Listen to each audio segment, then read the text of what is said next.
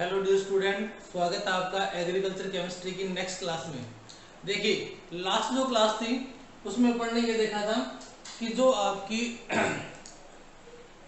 Soil reaction है या जो मृदा अभिक्रिया है उसका जो कोलोइडी नियंत्रण था, उसमें पहला पॉइंट जो पढ़ा गया था वो पढ़ा गया था प्रतिशत बेस संतृप्ति। यानी उसका जो कोलोइडी नियंत्रण है उसमें प्रतिशत बेस जो संतृप्ति है उसका भी महत्वपूर्ण योगदान होता है। उसके बाद मैंने कहा था दूसरा जो टॉपिक है वो है मिशेल की प्रकृति। कौन सा है? मिशेल की प्रकृति। तो आज हम लोग दूसरा टॉपिक पढ़ेंगे कि अपनी जो मृदा अभिक्रिया है उसका जो कोलोइडी नियंत्रण है वो दूसरा बिंदु जो है वो मिशेल की प्रकृति के द्वारा भी समझाया जा सकता है। हमने पहले टॉपिक में बताया कि प्रतिशत बेस संतृप्ति। देखो, इसी से शुरू करेंगे और फिर जाएंगे मिशेल की प्रकृति पर। देखिए, सेकंड जो पॉइंट है वो है मिशेल की प्रकृति।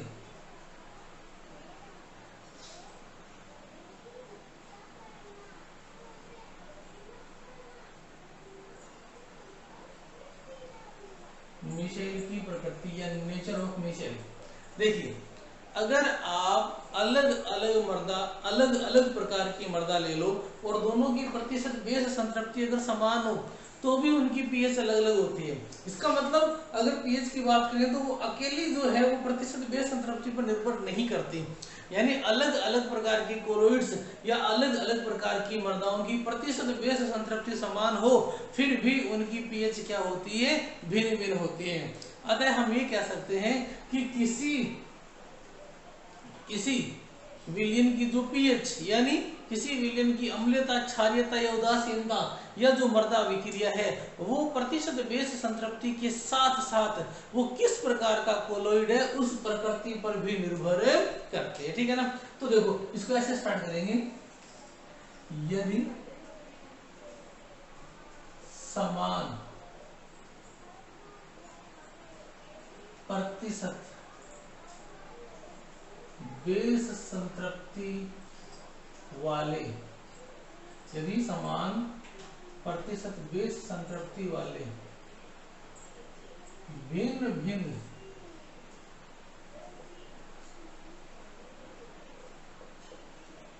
मृदा कोलोइड लिए जाए तो उनकी पीएच भी भिन्न भिन्न होती है। अतः किसी मृदा विलयन की मृदा अभिक्रिया उसकी प्रकृति पर भी निर्भर करती है। यानी ये क्या बता रहा है कि अलग अलग प्रकार के मृदा कोलोइड है तो उनकी पीएच समान होनी चाहिए यदि प्रतिशत बेस संतृप्ति समान है, लेकिन ऐसा नहीं होता।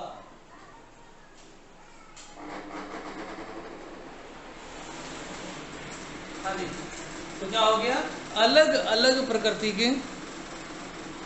अलग प्रकृति के जो मृदा कोलोइड है उनकी प्रतिशत बेस संतृप्ति अगर समान कर दी जाए तो भी उनकी पीएच क्या होती है? भिन्न भिन्न। तो हम ये कह सकते हैं कि किसी मृदा की जो मृदा अभिक्रिया है या जो पीएच है वो केवल प्रतिशत बेस संतृप्ति पर ही निर्भर ना करके उसकी प्रकृति पर भी निर्भर करती है।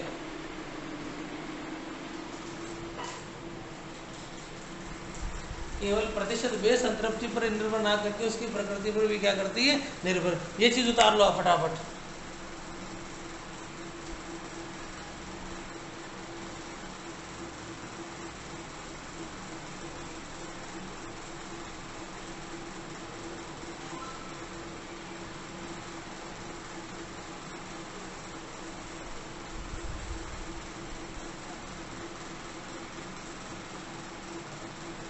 उतार लिया। अब देखो, इसके में कुछ एग्जांपल लिख रहा हूं, ठीक है ना?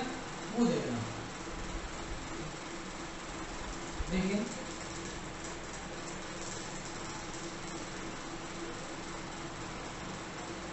कार्बनिक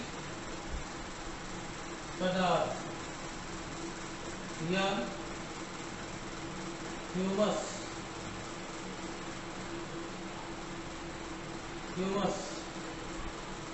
के लिए पीएच का मान कम होता है। कार्बनिक पदार्थ या जो ह्यूमस है उसके लिए पीएच का मान क्या होता है? कम होता है। इसके अलावा ऑक्साइड व हाइड्रोक्साइड की पीएच अधिक होती है। अगर आप कहीं ऑक्साइड या हाइड्रोक्साइड ले लोगे तो उसकी पीएच हमेशा क्या मिलेगी? ज़्यादा मिलेगी। लेकिन आपने अगर कार्बनिक पदार्थ लिया तो उसकी पीएच हमेशा क्या होगी? कम होगी।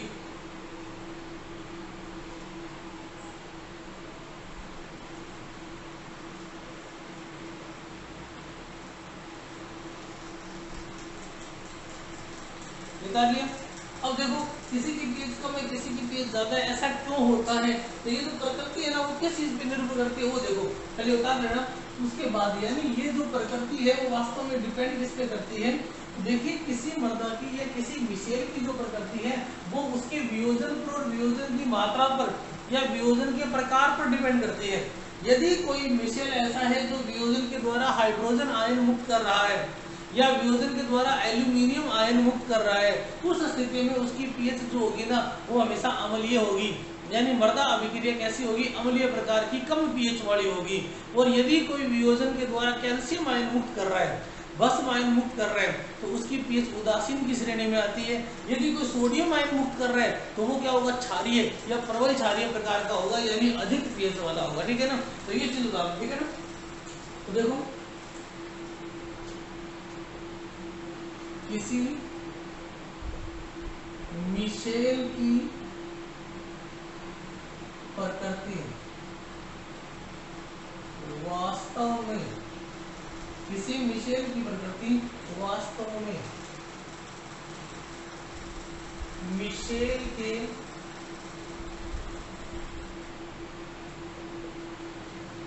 वियोजन की मात्रा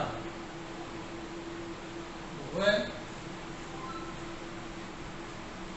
वियोजन के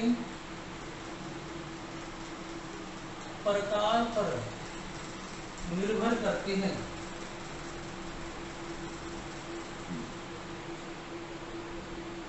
मिशेल के वियोजन की मात्रा व वियोजन के प्रकार पर निर्भर करते हैं। ठीक है ना? अब देखो तो इसके एग्जांपल है।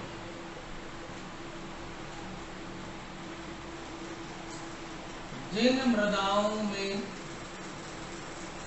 हाइड्रोजन आयन या एल्यूमिनियम आयन का वियोजन होता है,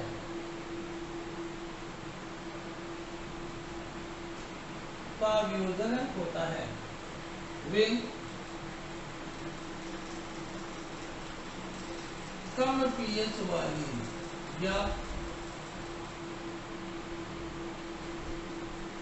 अम्लीय प्रकार की मृदाएं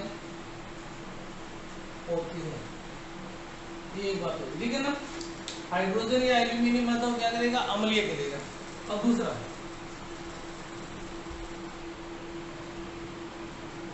जिन मृदाओं में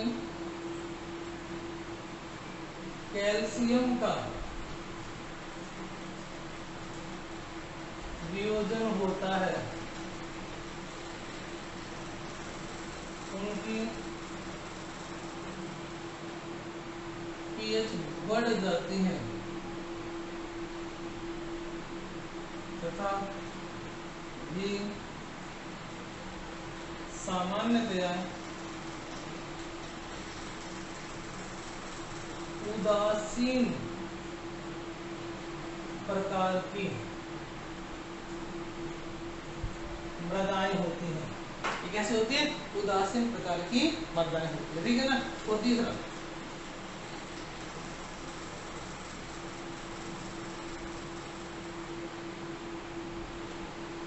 जिन मृदाओं में सोडियम आयन का वियोजन होता है या पाया जाता है उनकी पीएच का मान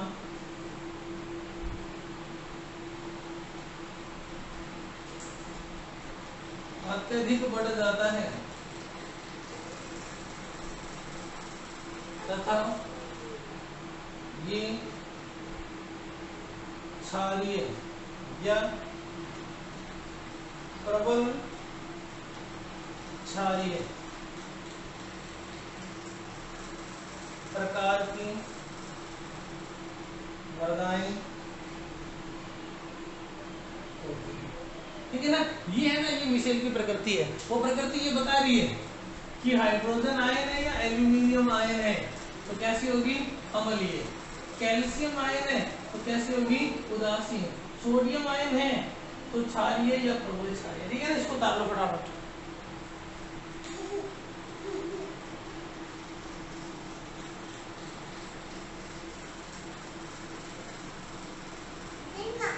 तो किसी भी मृदा अभिक्रिया कैसी होगी, वो कोलोइड की प्रकृति पर या कोलोइडी नियंत्रण में रहती है। और यहाँ जो कोलोइडी नियंत्रण होता है वो मिशेल की प्रकृति के आधार पे होता है। मिशेल में हाइड्रोजन आयन और एल्यूमिनियम आयन की उपस्थिति उसकी पीएच को कम करती है। कैल्शियम आयन की उपस्थिति सामान्य पीएच यानी उदासीन श्रेणी में ले आती है। और सोडियम आयन की उपस्थिति इसको अत्यंत प्रबल क्षारीय कर देती है।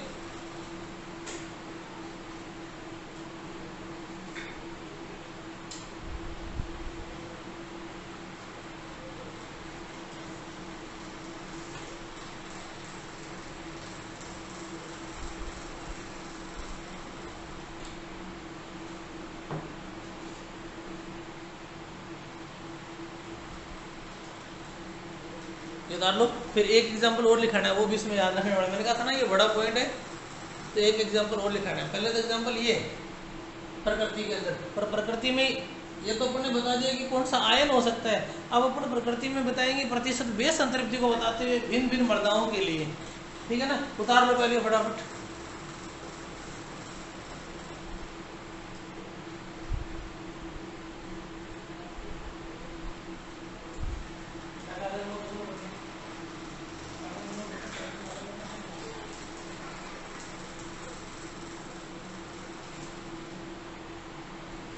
उतार लिया। अब देखो जो नेक्स्ट एग्जांपल है, हम एग्जांपल में प्रतिशत बेस संतृप्ति को बेसिक मानेंगे।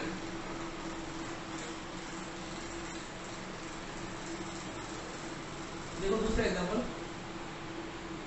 ये भी प्रकृति को बताएगा।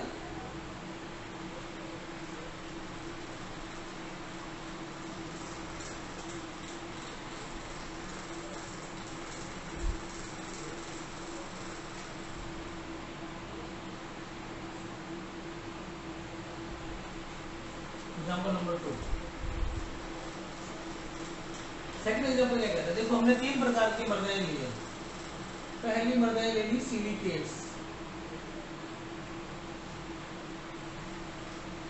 दूसरी प्रकार की मृदाएं ले ली हाइड्रोक्साइड्स और ऑक्साइड्स, और तीसरी प्रकार की जो मृदा ले ली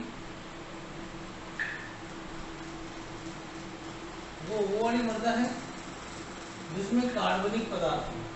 3 प्रकार की मृदा ली है। पहली मृदा अपन ने क्या ली है, सिलिकेट्स, सिलिका के यौगिक जिनमें पाए जाते हैं, सिलिका के ऑक्साइड जिनमें पाए जाते हैं। दूसरी है हाइड्रोक्साइड, और तीसरी अपन ने क्या ले ली, तीसरी ले ली अपन ने कार्बनिक पदार्थ। क्या ले लिया, कार्बनिक पदार्थ। तो सिलिकेट्स जो है इसे बोलते हैं सिलिकेट्स कोलोइड, इसे बोलते हैं हाइड्रोक्साइड कोलोइड्स।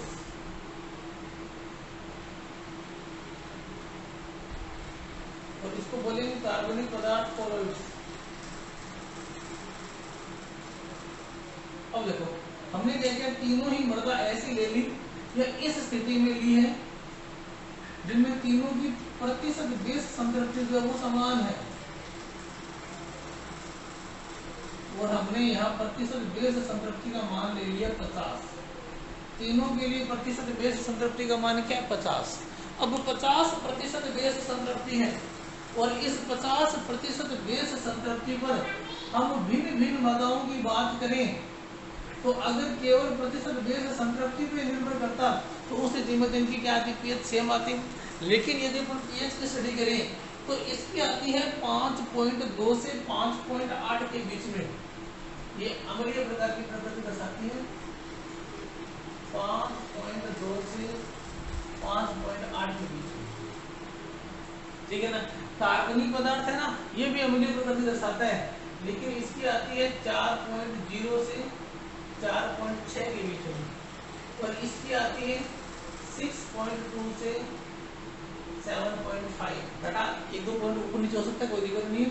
तो अब देखो प्रतिशत बेस संतृप्ति 50 वाली सिलिकेट तो 5.2 से 5.8, इसका मतलब कैसे दर्शा रही है, दुर्बल कम अम्लीय, ये दर्शा रही है दुर्बल अम्लीय, और ये दर्शा रही है उदासीन दुर्बलतम क्षारीय। तो समान प्रतिशत बेस संतृप्ति की अगर मर्दा अलग अलग है तो उसकी क्या हो जाएगी, पीएच भी या मर्दा अभिक्रिया भी क्या हो जाएगी, अलग अलग। यानी मर्दा अभिक्रिया केवल प्रतिशत बेस संतृप्ति पर ही निर्भर नहीं करती, ये प्रतिशत बेस संतृप्ति के साथ साथ उस मिशेल की प्रकृति पर भी निर्भर करती है। उदाहरण फटाफट,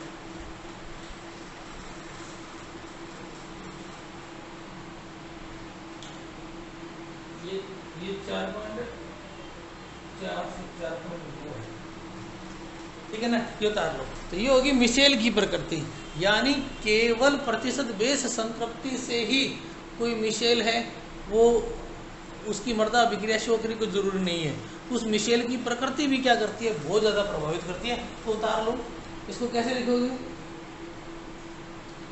या कैसे ऐसे उतार लो, ये एक लैंग्वेज लिख लो,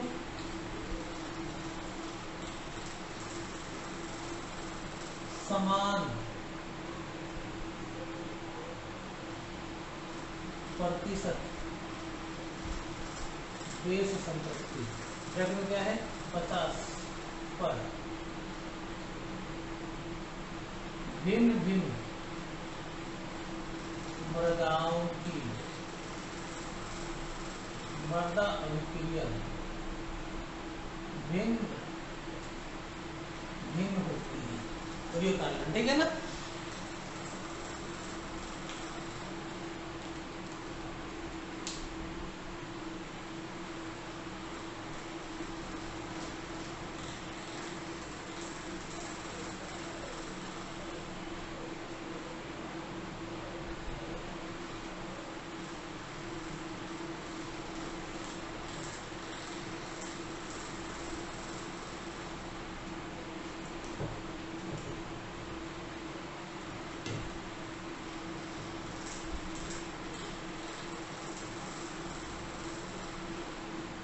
उतारिए फटाफट,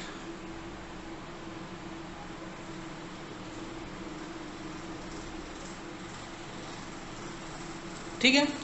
चलो जी, अब आता है तीसरा पॉइंट जो तुम्हारे कोलोइडी नियंत्रण में है। और अगर देखा जाए तो दूसरे पॉइंट का जो पहला एग्जांपल था ना, वो तीसरे को भी समझाता है। अभी मैंने लिखा था ना कि कौन सा आयन होगा तो कैसा होगा, तो वो ही तीसरे बिंदु में अलग से भी बता रहे हैं, ठीक है ना। ये तीसरा नंबर 3,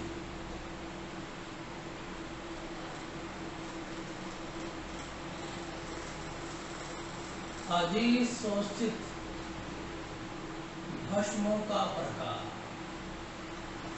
अधिशोषित भस्मों का प्रकार, अधिशोषित भस्मों का प्रकार, यानी किसी मृदा में जो भस्म है वो किस प्रकार का है, इस पे भी निर्भर करती है आपकी मृदा की पीएच।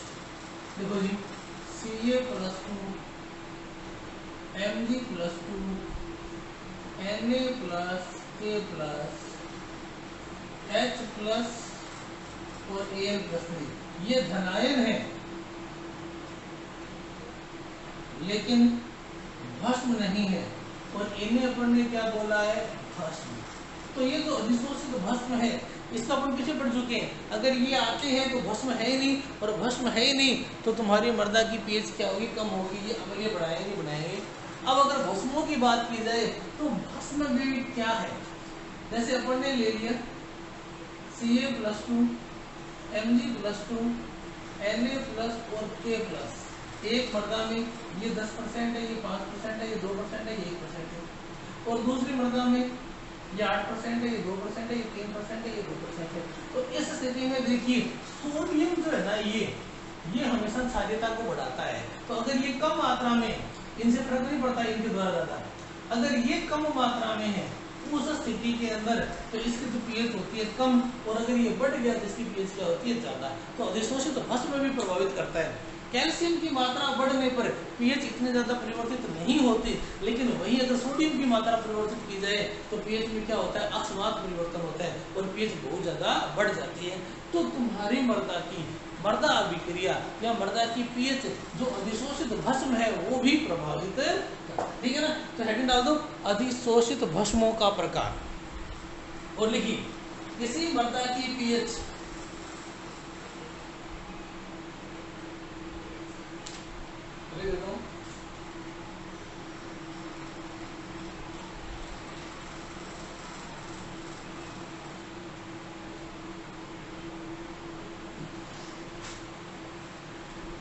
किसी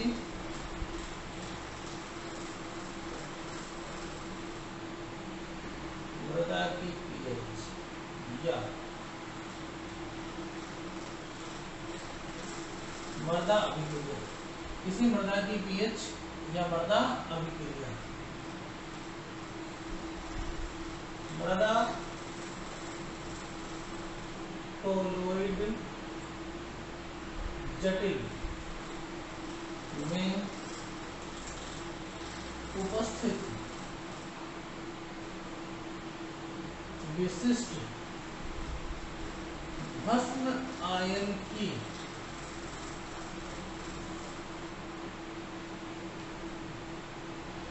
तुलनात्मक मात्रा पर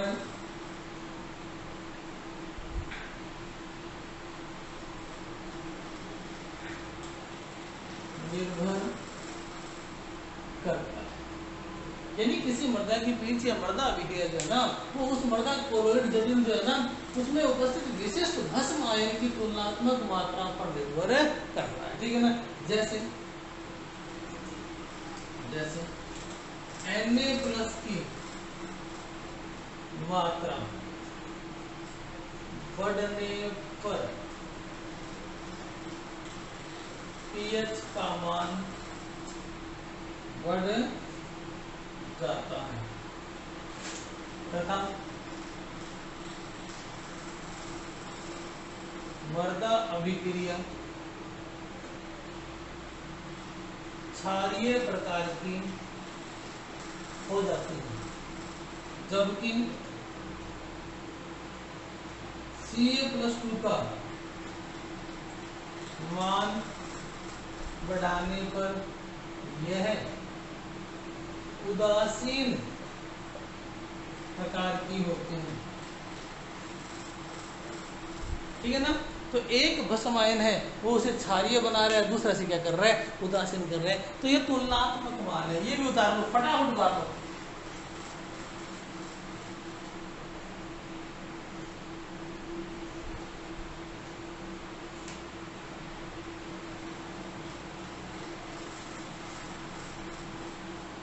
ठीक है ना। इस चीज को आप ऐसे लिख सकते हो, ऊपर उतार लिया ना, ये जो नीचे लिखा ना उसको अपन ऐसे लिख सकते हो। देखो ये पीएच को बढ़ा रहा है, इनके द्वारा ज्यादा पीएच नहीं बढ़ती है, तो इन्हें थोड़ा घुमा के लिखे ना ऐसे लिखा जाता है, अर्थात सोडियम संतृप्त मृदाओं की पीएच का मान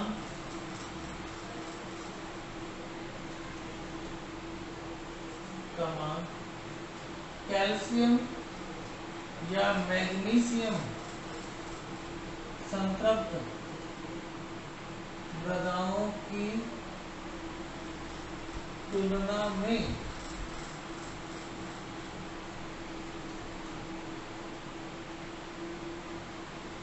अधिक होता है। सोडियम संतृप्त मृदाओं की पीएच का मान कैल्शियम या मैग्नीशियम संतृप्त मृदाओं की तुलना में अधिक होता है, ठीक है ना। इसको उतार लो।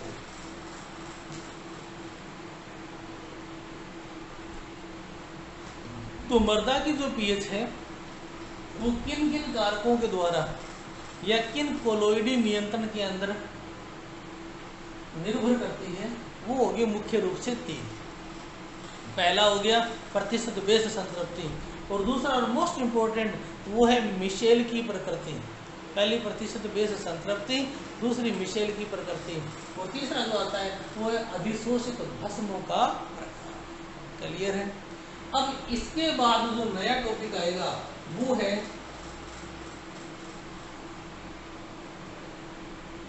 मृदा पीएच का नियंत्रण, यानी मृदा पीएच का नियंत्रण किस पे डिपेंड करता है, कौन मृदा के पक्ष।